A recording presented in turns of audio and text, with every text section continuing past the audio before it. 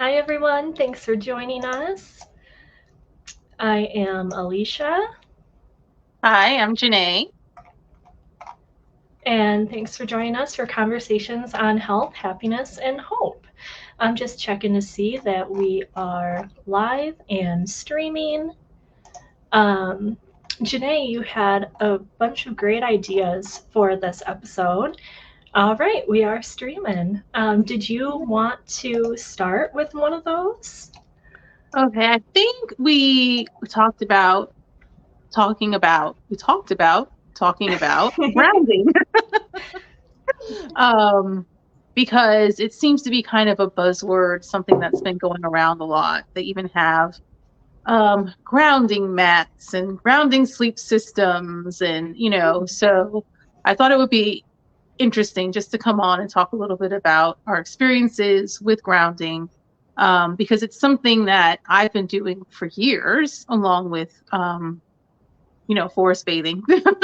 and but it's starting to gain popularity now. And I guess if there's a market for it, then it's going to be pushed, by marketers and merchants. So yeah. So is it a gimmick? Is there something to it? Is it everything that's it's been cracked up to be? Was what was my kind of like my idea. So have you done grounding?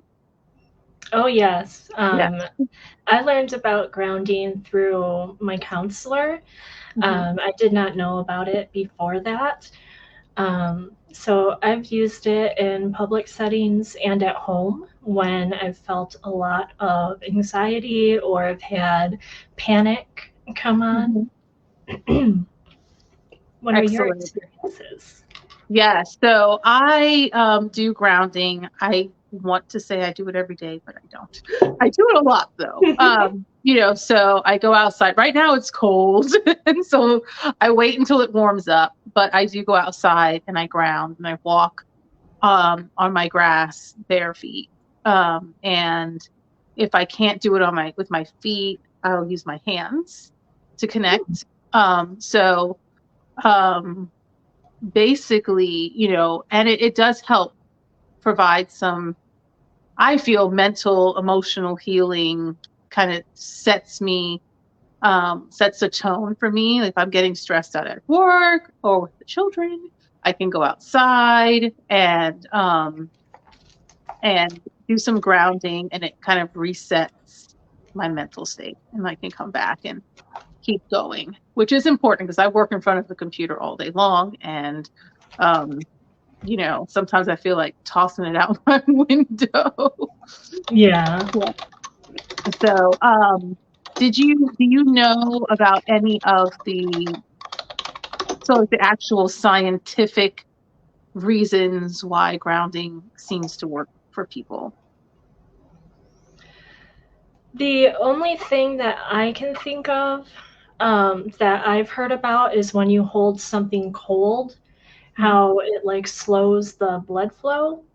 And that kind of makes you slow down in general, like your physical body, and also you're just focusing on how nice that cool ice pack or something feels on Mhm. your hand or on your neck. That's the only thing I can think of it from a scientific basis. Mhm. So yes, because that directly ties into the flow of your blood and your heart rate and everything. So that Mm-hmm. definitely has a very physical effect that you can feel right in the moment. So I was doing some research, and of course, the first thing you come across is that there are negative ions in the ground, and when you stand on the ground, it helps your circulation because we are electric beings. We have atoms that have negative and positive electrons, and you need those things spinning. It helps to move your blood throughout your body by connecting with the earth that way. And we're able to do that because our skin is porous, and we absorb about anywhere from 66% to 100% of everything that our skin comes into contact with. So, Wow. Some things, so the lower scale is like 66%, and some things it's 100%. So for instance, if you've ever weighed yourself before getting in the shower, and then after you come out the shower, you're always a couple of pounds heavier after.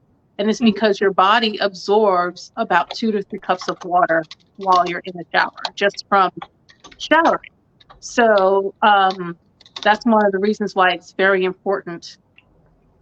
That's one of the reasons why grounding is really important, because then we absorb all of these wonderful things in the ground that are good for us. So whether it's the ions or it's the nutrients from the plants that are in the ground, because it's not just grass in some places.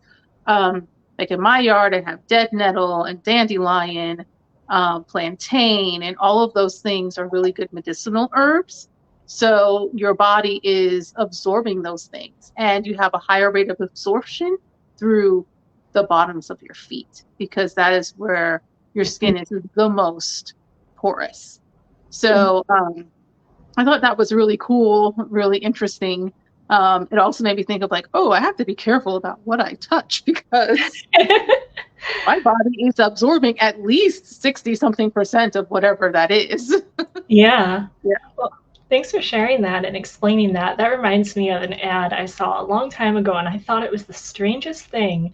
And it went into scientific explanation. It was like these pads you put on the soles of your feet.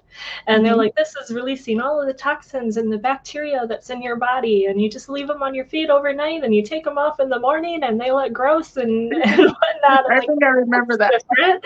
And that just made me think about that. Oh, you were saying how much we absorb through our feet. Yeah. So, yeah, it's funny. So I think I remember that. It was like a late night infomercial or something like that. Yeah. I used to watch a lot of Nick at Night.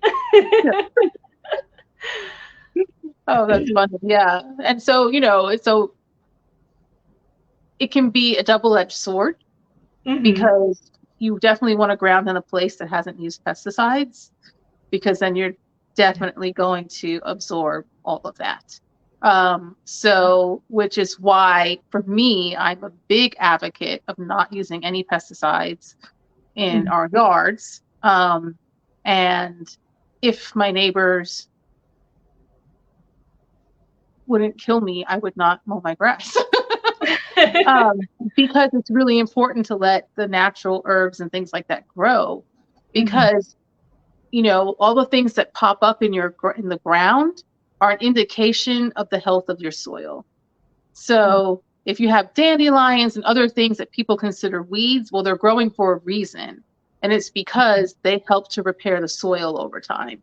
But we never get to the point where the soil can get repaired, because we're always cutting everything down. We're cutting the grass down to the bottom, to where, like, I also see people mowing their lawns and dust is flying everywhere. And it's like, why are you mowing your lawn? So it's just something that's been like ingrained in us over the years, and it's just going to be a thing to try and walk back, but it's going to take time, to do that. So that's what I have to say about grounding, I guess. Well, I appreciate that. When you were mentioning how you wouldn't mow your lawn if it was okay with your neighbors, like, we don't have a homeowner association here, but we do have like guidelines that we need to follow for the city. And in May, I was surprised that we got to have a no mow May. And it was so we could, help the pollinators. And I just thought that was so cool. We got a break. I got to see all the dandelions pop up, which I know a lot of people spray for, but, it brings some color to the yard. And we get like these little purple flowers that I guess That's are probably the nettle or henbit. Nettle or what? Or henbit. Henbit.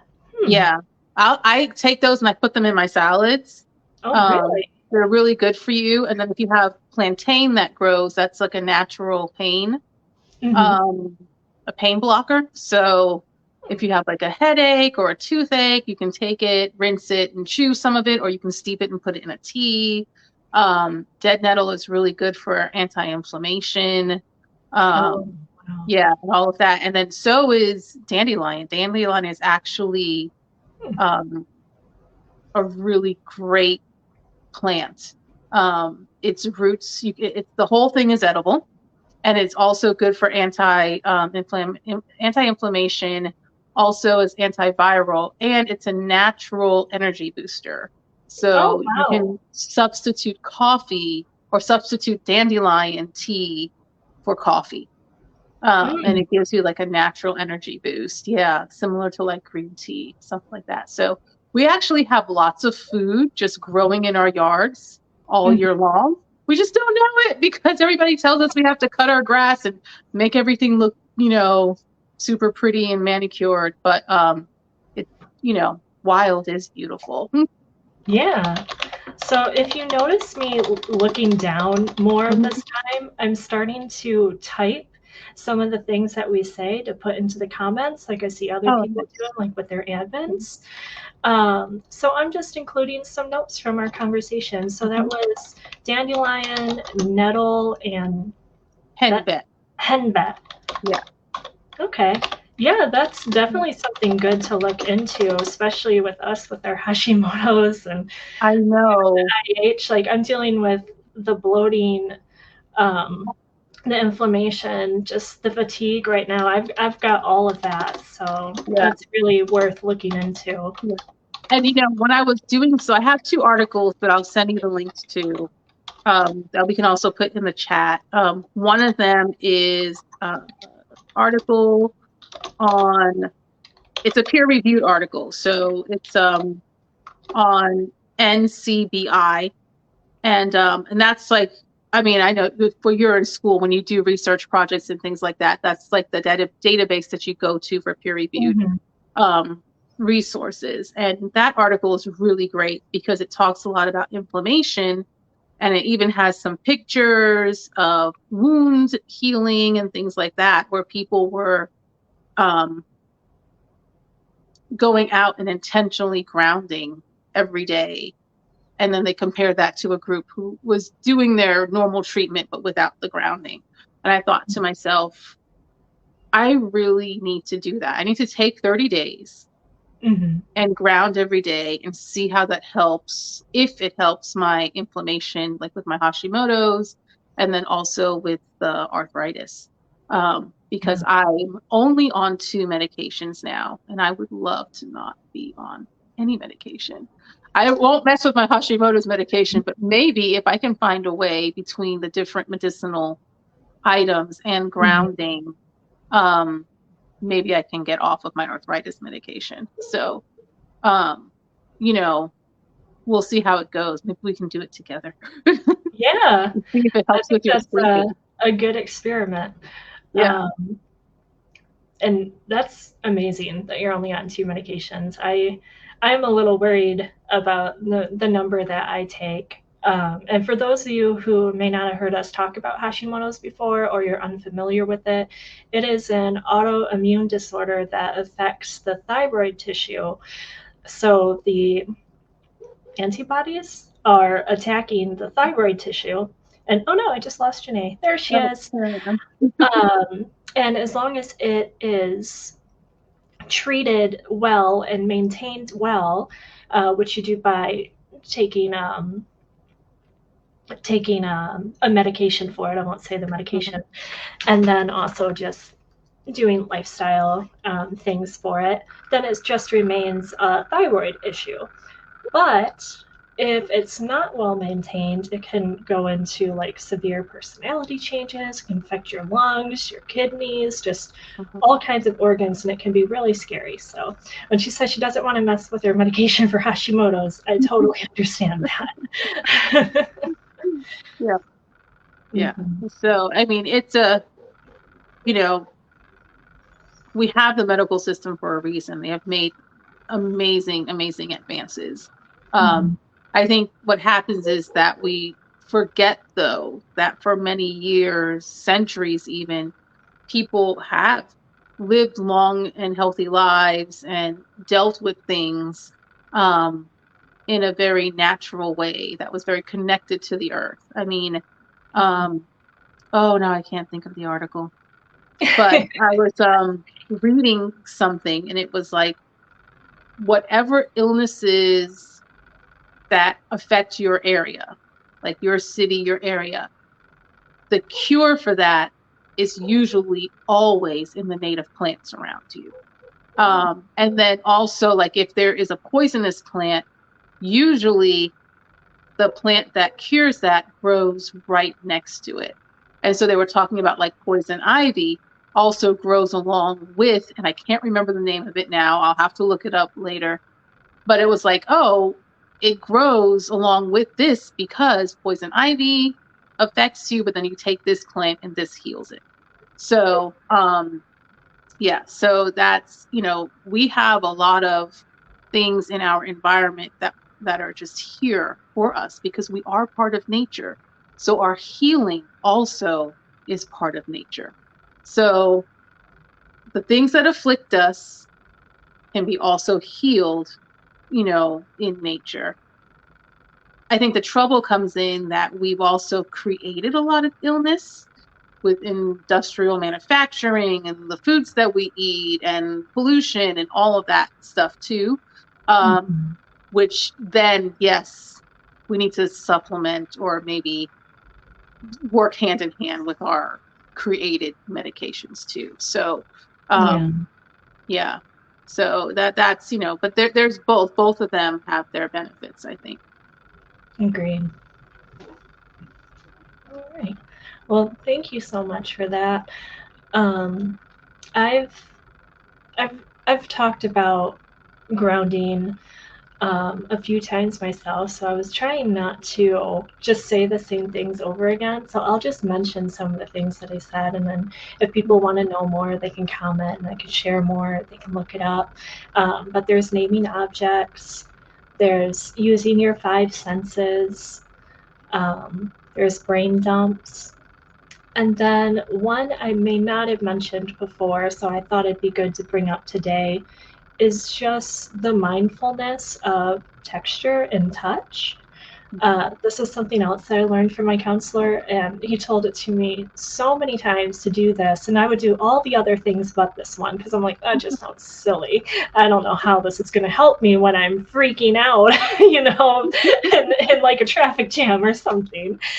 And I did it one day, and it worked. So if you are in that moment and you need to just be mindful and being back to the present to ground yourself and feel secure and feel aware, all you need to do is just feel how like your ring feels different than your sweater on your skin does, and like your hair falling down like on your neck.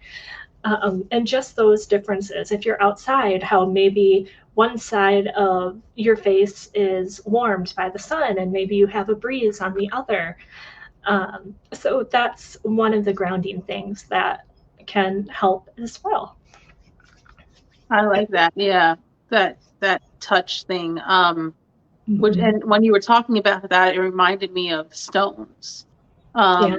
How children like to collect stones and sticks and acorns and things like that, and they'll put them in their pockets. And then I would often see the children in the school that I would work with their hands in their pockets and they're holding their stones or things like that. So, as you're saying that, I'm thinking that must be something kind of instinctual that children have. They know without knowing that this is going to help me. Like, I need this stone, so I mean, I still have stones that my kids have collected and they're like around the house. And it does make a difference picking it up and feeling the texture of it. And like we were talking about the coolness earlier and feeling the coolness of it. So that's a really good point. Thanks. I like that. Thank you. I have something that's actually kind of funny about that. So I used to have a worry stone in my purse, and then I moved it to my desk, and now I don't know. Maybe I left it in a car somewhere because I don't know where my worry stone is. How ironic. But I was cleaning out my closet the other day, and I found this stone from Lake Tahoe that my dad gave me. Oh, nice. And well, thank you. It's very pretty. It's got engraving on the front, but the back is nice and smooth. So I looked at it and I was like, this could be my new worry stone. And then we just happened to talk about it. So Yeah. oh, I'm out of focus. I goofed up the camera. There we go. Maybe that helps. Oh goodness, technology. I have Yeah. I like, I like sticks.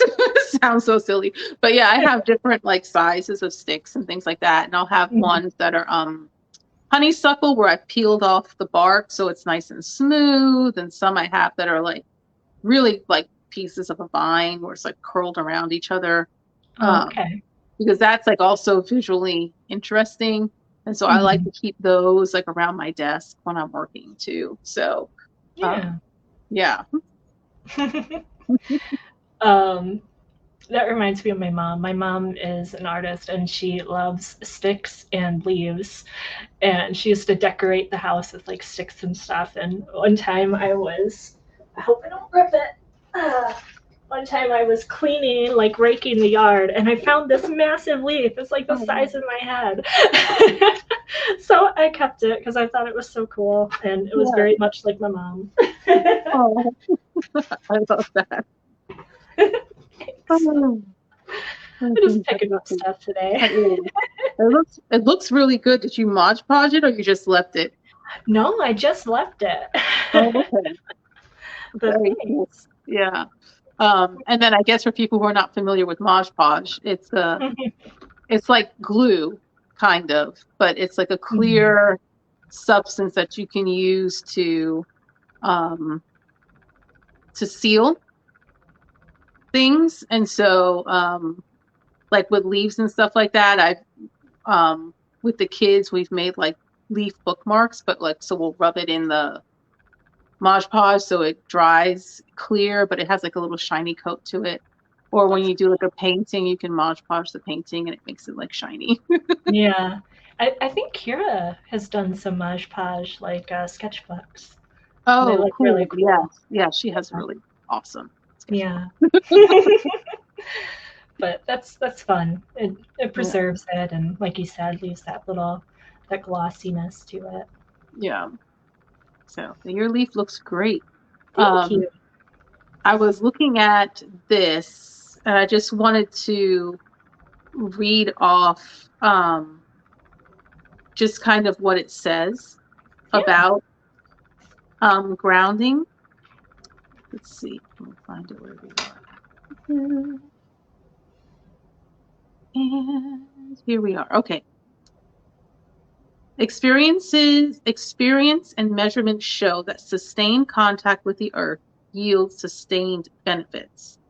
Various grounding systems are available that enable frequent contact with the earth, such as while sleeping, sitting at a computer, or walking outdoors.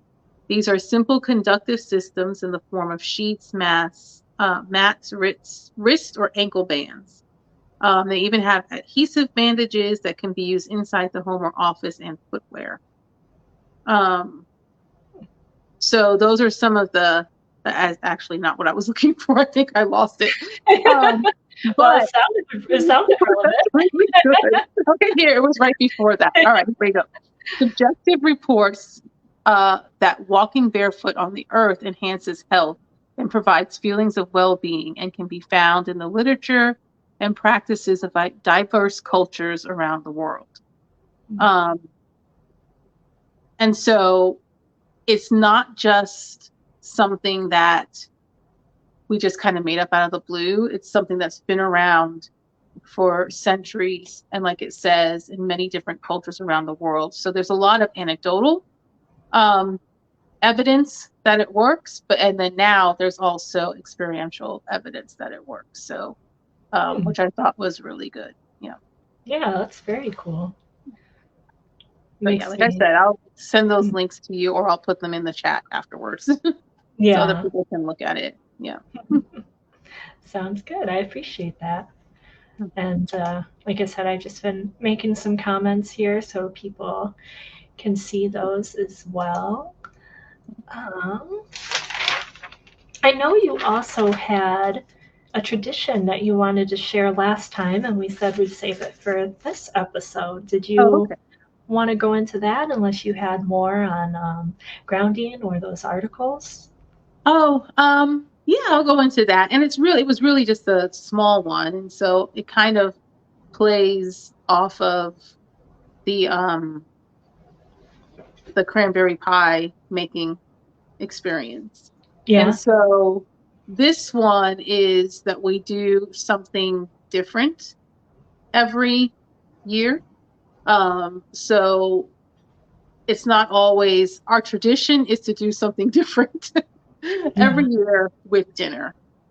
So this year we experimented with cranberry apple tarts, and I was reading something, and I thought it was an interesting name. It was like called the poor man's apple pie. And I'm like, that's what it is. It's the poor man's apple pie.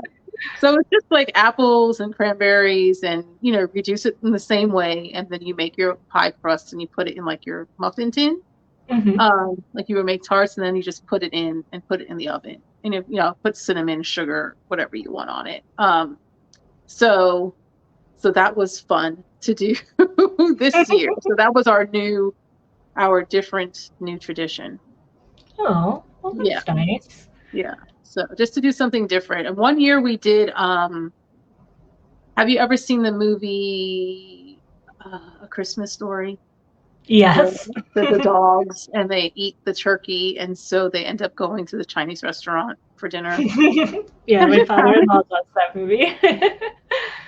And so I think one year for like end of the year, we did that. We went to a Chinese restaurant and we ate. We had Chinese food for dinner, which was really fun. It felt odd because like everything else is closed. We're like the only people driving. So that was fun too. So just to make things fun and interesting, and just to do something different and provide new memories and new experiences. So that was it. That was yeah. I always throw like a hike in there too as well. There you go. When you were mentioning the apple cranberry tart, I was wondering because usually when you do a pie, you have kind of like the Granny Smith apples because they're a little more sour. Would you use something like sweeter, like a Honeycrisp in that option because you have like the tartness of the cranberries, or are you So, just trying out whichever? well, I didn't have Granny Smith, so I mean not Granny. I didn't have the green ones. I never know the names of them. So I did use a sweeter apple to go with it. Yeah. So I peeled it and it was red. The apple was red. Yeah. So that's what I put in there. And then I was like, oh, I wonder if this is too tart, but everyone seemed to like it. And we had it with like vanilla ice cream or cool with whatever they wanted on the side. So it was good. I mean, I guess, and people, if you like your things a little bit creamier, you can throw milk in there or cream, or just do it up however you want to. But I'm trying to keep my forest theme when I make my pies and things like that. It's like if I just came across apples and cranberries, how would I have to make it? So Gotcha. And I only know that much about produce because I used to ring up a lot of produce as a cashier, and I had to enter in all of the produce codes. So some of those things are just in there for life. Yet sometimes I just will forget what I'm saying mid sentence. So I don't know how my mind works sometimes. that's okay. Take the good with the bad. I don't know if it's a bad thing. 4032 is Walmart. 4032 is a seedless watermelon, but what was I saying about this? I don't know. No idea. Oh, what did you guys do? I know you were on vacation as well. Yeah. So, one of our traditions was we would, so both of these family members who were matriarchs unfortunately passed away. My grandma on my mom's side a few years ago, and my great aunt on my dad's side just last year. And we would go to my grandma's and have a Christmas Eve party during the day. And it would be kind of low key. We'd have a lot of the kids around and family and have a fantastic dinner and wonderful desserts and sometimes watch TV, just very low key, but just wonderful being around everyone. And then later in the day, so it's getting closer to evening, we would go to my great aunt Gay's and we would play games where we'd have like one of my cousins would read like a Christmas poem and have all of this left and right in there, and it would be like a package of candy, and you're passing it to the left or to the right as it's saying that, so everybody ends up with like a package of candy at the end. And I don't know what we did to get special treatment, but Santa always found my great aunt Gay's house. So everybody always got to see Santa on Christmas Eve and sit on his lap and tell them, what they wanted and get a gift. So that was always very special. We'd have this drink that I absolutely loved, where she would have like a sherbet with either like Sprite or 7-Up, sometimes like an orange pop. And then it would be in a punch bowl with a big ladle, and you'd get like a lump of like the foamy creaminess, and it was just like so good. So yeah, Christmas is very different now with them past. Yeah. But it was a lot of fun. So yeah, that was our tradition, and I hope that it gets carried on and that Santa is able to find the next house where we have those get-togethers. It's always good to get together with family, and if there's one thing, I don't know if regret is the right word for it, but I feel like we should do it more often than we do. More than, I think celebration should happen often throughout the year. And because there are many milestones and things that we hit all the time in life. And we can forget to connect with family members because they're family. So I feel like sometimes we go out of the way to connect with friends and coworkers, but family, they're just there. And at least for me, sometimes, not that I forget about my family, but I take for granted that they're there. Yeah. Like, oh, it's my brother, or it's my sister, or it's my aunt, or my uncle, and but doing that, like intentionally reaching out more and connecting with people is something I would like to try to do more, especially this year coming up. That's a great gesture. I'm actually going to be calling my grandpa after our video, and I hadn't spoke to him in the new year yet. So I was like, oh, I hope he doesn't call during my recording like he did that one time. I felt so bad. Oh, that's right. Yeah. But yeah, I hope that goes well for you. Are you gonna like keep a list of different family members that you want to talk to, or are you just gonna kind of let something spark like a memory and be like, oh yeah, I wonder how they're doing, and then reach out? That's a very good idea, making a list. I like that. Yeah, making a list to do it. Yep. I was just going to kind of do it willy-nilly, but I will make a list. Well, that sounds good. Yeah.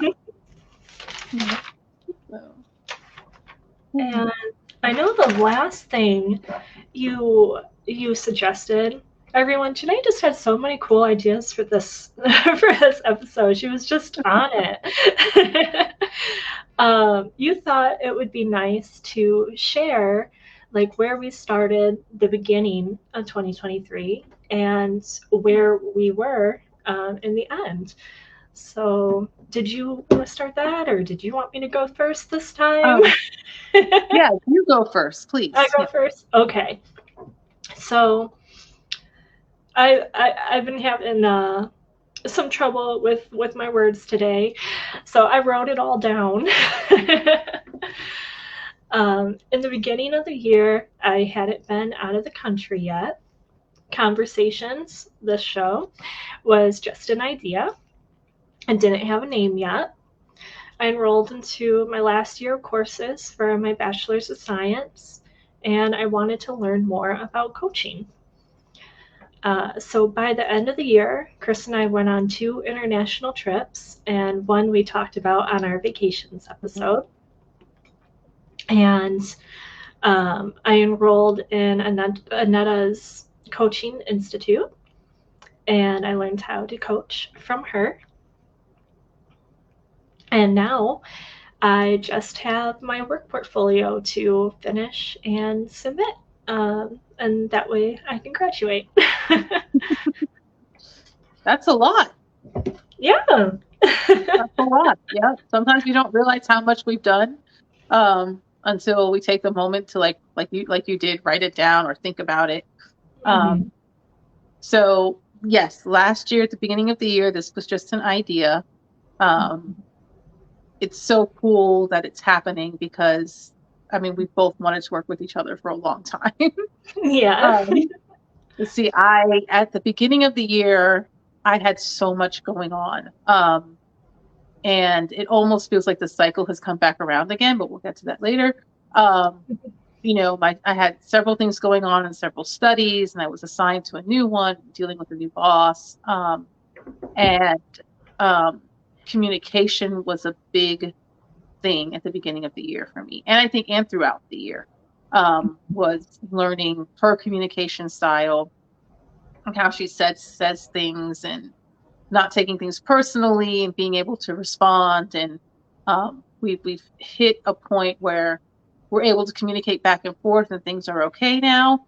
And there was never like a problem, but I could feel the tension on my side. And I felt like I was learning everything all over again because I'd reached a point where I started off at a certain level. I learned everything at that level, and then it was time for the next. And so I was starting at the bottom of that level and trying to learn everything. And getting all of that started was a challenge. It was a challenge.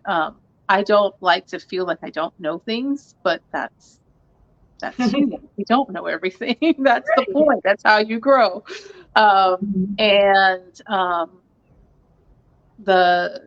both children were in school, and since by the end of the summer, we had decided that my son would homeschool instead, for various reasons.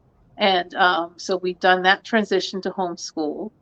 My daughter turned 18 and is looking at colleges and has got accepted into all of the ones that she applied to. Oh, go Caitlin! So which is really, really good. So we're dealing with that, and you know, it's just been a very full year. I feel like I did a lot more with my gardening and I guess husbandry with the chickens. I have 2 dogs now, 2 Great Pyrenees dogs as well. So, and then I worked on building a fence. I had some people come out and help me do it, but I did it. I was out there, you know, putting the T-posts in the ground. So I'm learning a lot of new skills. And there's a little bit of fear with all of that I'm not going to do it right. And so I'm trying to overcome that. And it's funny. I was telling a very good friend of mine that I don't really do a lot of night hiking on my property. And he was like, you know, you have hiked at night before in way more dangerous places than your backyard. The way he said it, I was just like, you're right. This is very true. I don't know why I'm afraid to go out in my own backyard at night, but I'll go in the middle of the mountains, you know? So, yeah, so I am learning to connect more with my own property that's there. And yeah. So 2023 was a big year, I think. Yeah. Oh, yeah. And the other thing too I meant to mention is that, with healing hikes, I had reached out to, or actually, someone reached out to me, and she was like a graphic designer, and we were going full force. That was the other thing that was going on at the beginning of the year, trying to get Mhm. marketing and labeling and branding going for healing hikes.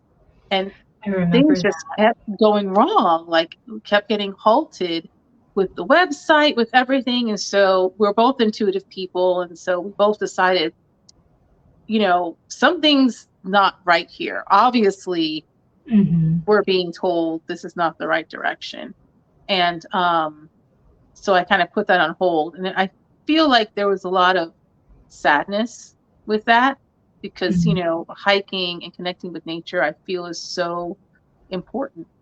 And like, I feel such a draw to bring people to do that. Mhm. But I think maybe it's just not the right time. It wasn't the right time. Yeah. And maybe there's other things that I needed to do. Um, Mhm. but I feel like it's coming back around to that time again. And I There you found somebody who I think is going to be an excellent coach for me. go. Love So it. I will be testing her out in a couple of weeks, and we will see what happens after that. Whoop, whoop. Well, that is awesome. You're amazing. I can't tell you that enough. And it's so odd because there's so many takeaways from what you just said. Like homeschooling your son, wow, that's a big job. Good luck to him. Your daughter getting ready to go off to college, wow, good luck to her too. And the thing that stopped me, and I had to do my best not to interrupt you, was you had two Great Pyrenees. How have I never seen them? When Like, did you get them? I got them in These October. are massive dogs to hide. I know. I really should do some videos and bring them on. I did. Yeah, I did one little post about going for a walk and with the dogs. I On my must have page. missed it. My mind just went, wait a minute, what? One of Yeah, my I did. great friends has Great Pyrenees. Yeah. So, It was supposed to be one, but then someone didn't. They were all spoken for, so we were just getting one. And then there was one female puppy, and the person who was supposed to get her didn't. And so oh. we were just like, we can't just leave her by herself. So we ended up getting them both, which, oh my Oh, goodness, how nice. it's it's like having children.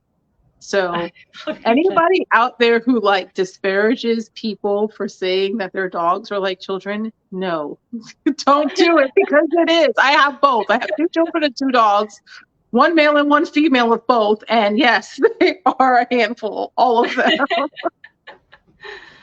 Oh, that's hilarious. Watch out for the pier paw. I learned about that the hard way. Have What's you, that? the pure paw? Okay, so I used to leave my friend's house with bruises because I would pet her dog Mhm. and I would be done petting and go to her other dog who also wanted attention, or her maybe her daughter, and all of a sudden you would get punched by the Great Pyrenees. Like, hey, I'm not done. You started petting me. You pet me enough that I Yeah, want more. yeah. So yeah, so okay, And yep, I you'll do just keep know that doing they have that. big paws, and so yeah, so when I'm training them, when they do that, we tell them no paws. And we make them put their paws down, or I say no paws, and I look away.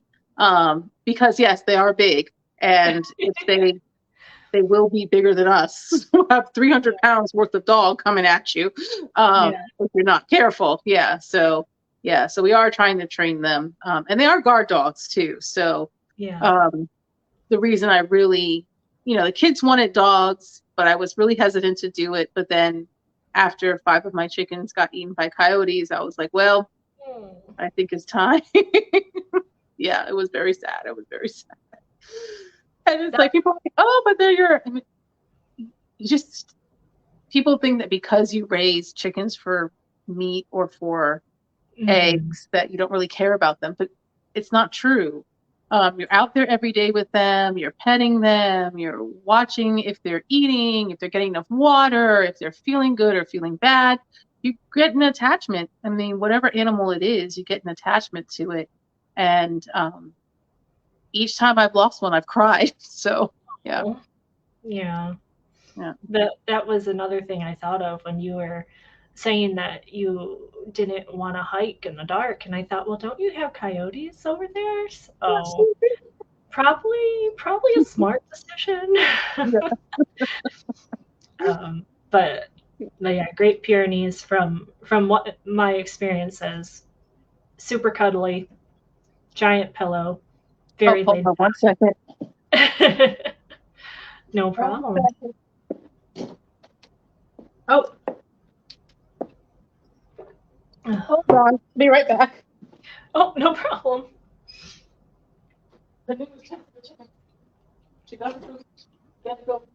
Oh, I keep wiping away my tears, and that's earlier I was, a little sad thinking about family that I miss, but I'm just very tired and my eyes water when I'm tired.